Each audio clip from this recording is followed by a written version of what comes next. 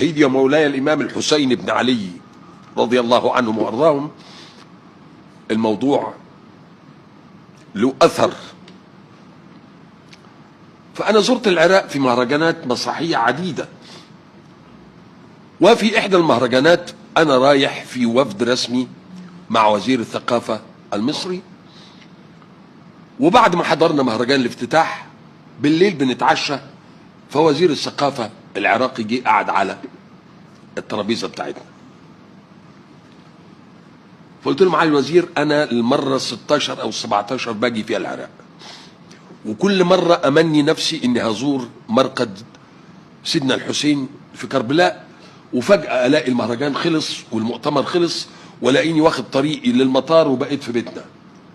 النهارده أول يوم في هذا المؤتمر، أنا بقى أحملك مسؤولية زيارتي لسيدنا الحسين. قال لي: والله وعلى راسي. والراجل مشكور. قال لي: باكر. تاني يوم عربية 4x4 بي ام، دي عربيته هو، ومعايا لواء اسمه محمد. طلعوا بينا من الاوتيل المنطقة الخضراء، ودخلوا ممرات كلها جداريات وابراج وكاميرات، وقدامي عربيتين جيب بالاسلحة، ورايا عربيتين بالاسلحة، والهليكوبتر فوقينا طول ما احنا ماشيين رايحين نفتح عكا. المسألة القصد ده طريق الجيش، ده طريق خاص بالجيش.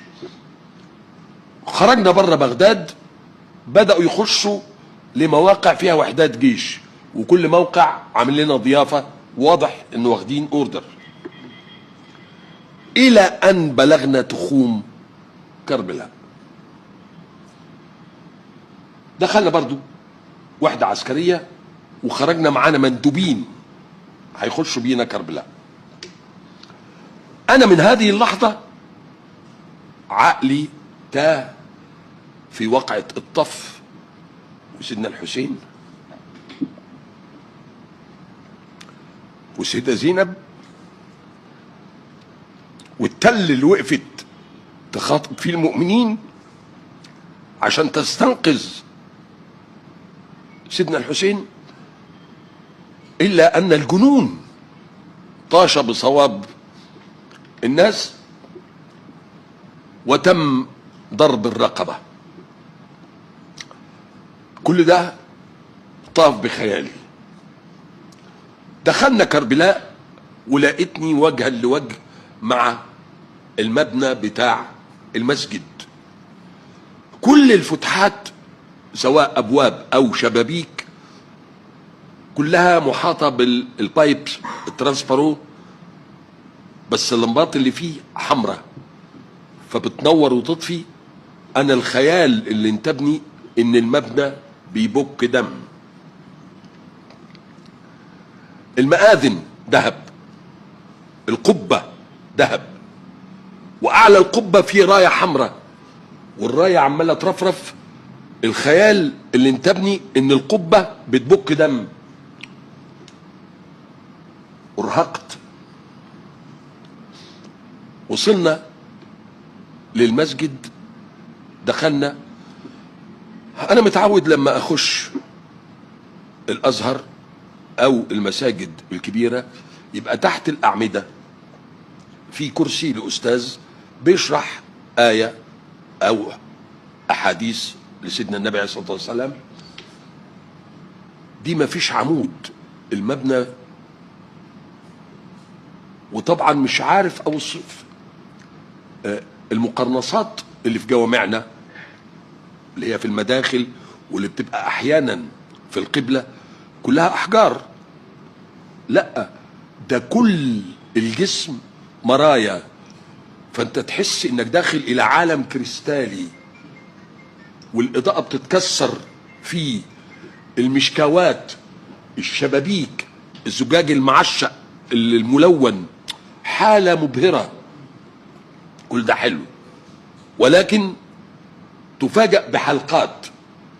الحلقات واقف وسطها واحد يندب ويرثي سيدي ومولاي الإمام الحسين، واللي قاعدين اهرب فين؟ اروح فين؟ كل ده داخل لاسماعك، فبتمشي ورا الدليل اللي معاك. وصلنا لقليس كده ومنور من جوه احمر، وفي لوحه محطوطه هنا ضربت الراس. كمل بيا، دخلت للمقام، انا مش لاقي رجلين تشيلني، فتعلقت بالمقام ودعيت وقريت الفاتحه، وفجأة لقيتهم بيقولوا لي عايزينك تقول كلمة. كلمة ايه؟ انا منهار، ومنهار يعني.